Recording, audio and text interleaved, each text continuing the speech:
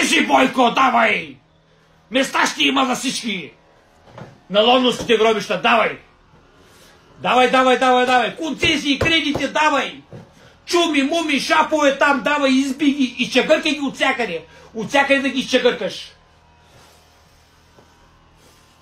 Един да ли остане в България? Давай!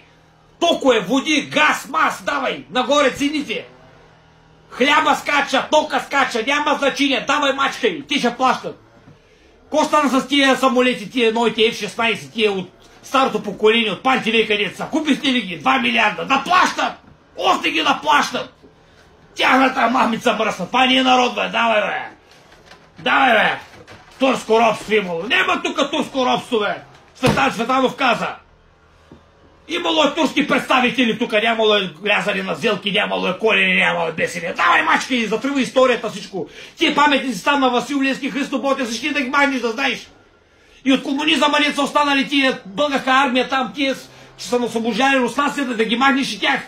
Давай, мачки, давай, бързо! Главният прокурор нагласите ли го, бе? Цацаров, защото са маха.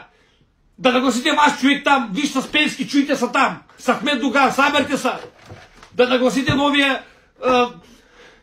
новият главен прокурор, кой ще е? Да е гарантирано, че няма кой да ва накаже. Давай, мачки да еба тята майка да еба. Мачки!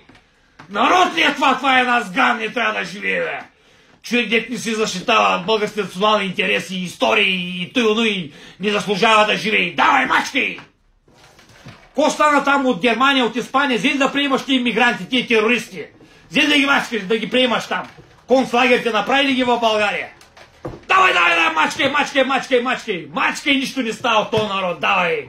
Бойко, ти си най-великия. Вашата майна мръсна долна. Нищожества.